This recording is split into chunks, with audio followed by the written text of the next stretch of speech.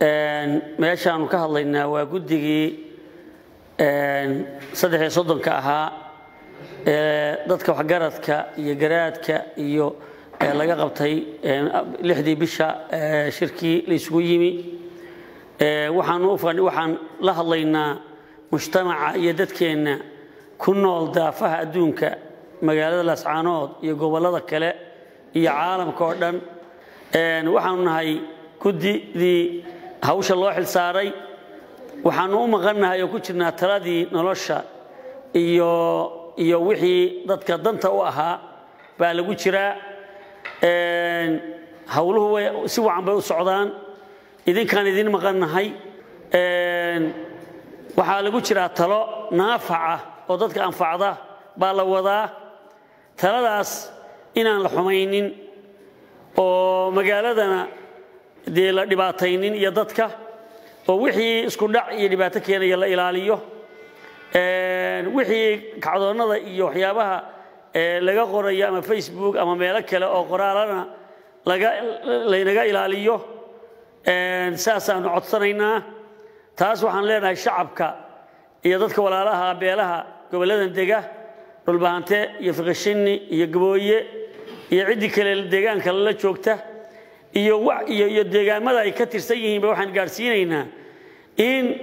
dalka la dejiyo oo laga daayo kacdoonadii aynu joojino inta talada lagu jiro ee aynu tashanayno taasi waa qodobka labaad waxaan la hadlaynaa ciidamada maartay hubaysan ee nooca yihiinba in xabadda la ilaaliyo oo xabaddu waxbay dishay wax ma hagaajiso in xabadda aan iska ilaalino oo xabadda degdeg loo ridayo la iska ilaaliyo marka xabadda kaliya ee dhacda ee qof qorish rabanaya baa laga naxaa mid kala daayay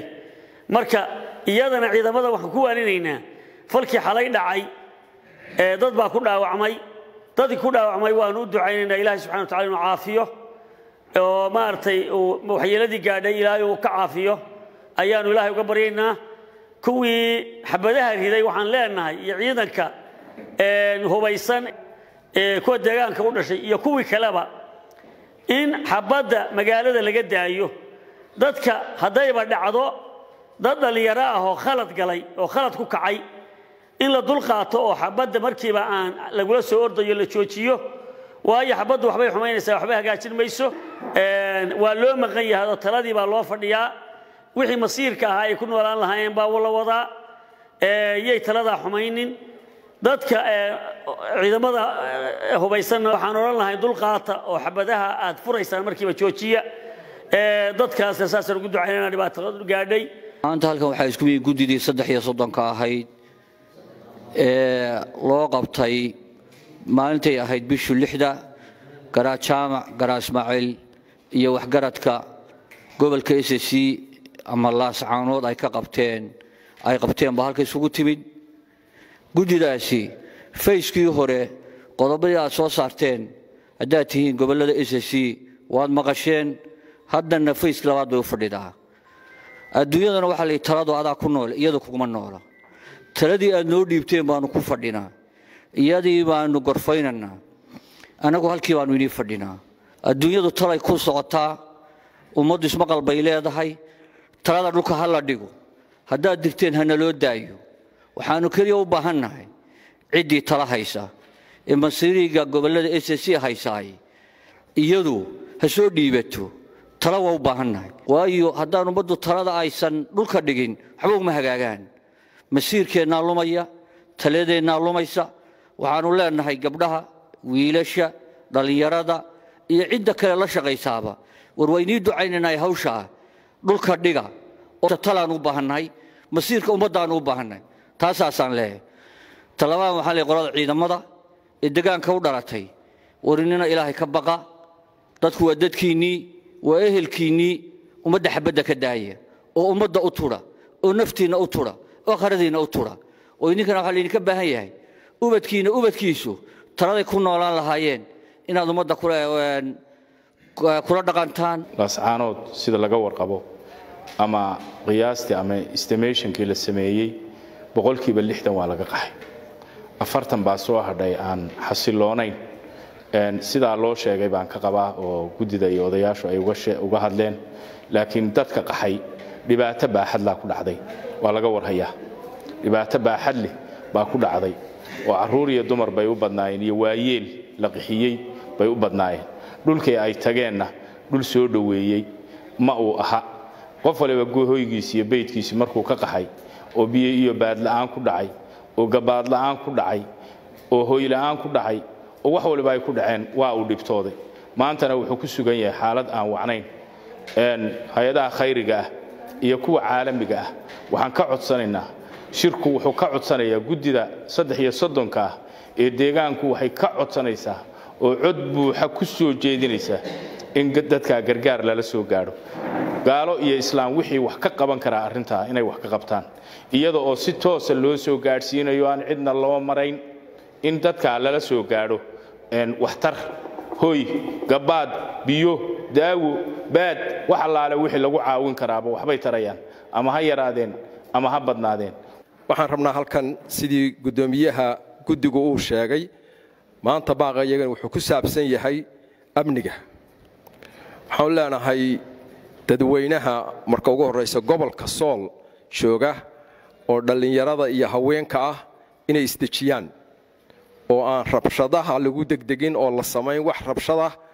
iyo banaanbaxyo aynan isla ogeyn ha sameynina banaanbaxyadaasi waxay keenayaan isku dhac waxay naga xumeeyaan mooyaane waxay inoo hagaajinayaan ma jirto hawshii aad noo dirteen qaybtii horena idin sheegnay oo aragte ta dambe iyo wixii dhimanna gacanta lagu hayaa waxa la rabaa xaajo aan laga degdegin ee cid walba anfacda oo aayaheena dhow iyo dheerba ina wax inoo tara in la soo saaro marka haynaga xumeynina oo joojiya rabshadaha magaalada ah degdegina meel aad ka mudaharaadaan iyo meel aad ka buuqdaan maanta ma joogtaan umana baahnin hadeer xilligan lagu jiro oo taladii loo fadhiyo in laga sameeyo buuq iyo rabshado taa intaasaan leenahay ciidamada meesha jooga oo ah kuwii deegaanka u dhashay oo u xil saaran annana aanu ku ognahay oo sidii baaqeynay kamid ahayd ku xusnayd inay amniga sugaan yana waxaan leenahay dadka xabadda ha ku ridina idinkoo la hadli kara waa caruurtiinii waa gabdhihiinii waa dhalinyaradiinii waa wiilashiinii idinkoo la hadli karo wuxuu sheegi kara inaad xabad ugu jawaabtaan waa arrin khaldan weeye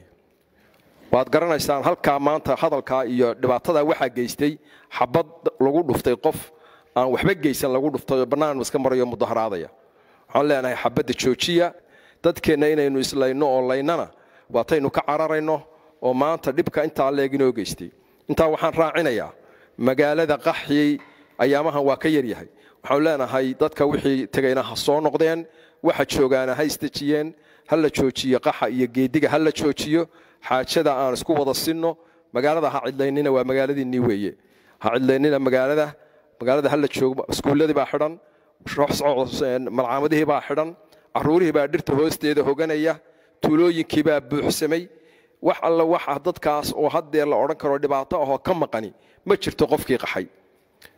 kii iska joogayna barwaaqo ka maqan de ma jirto waa intii barlaaw nabad qaba laakiin de facility kale waa maqan yahay waxaan leenahay idina soo noqda oo dadka la soo celiyo inta joogtaana haysta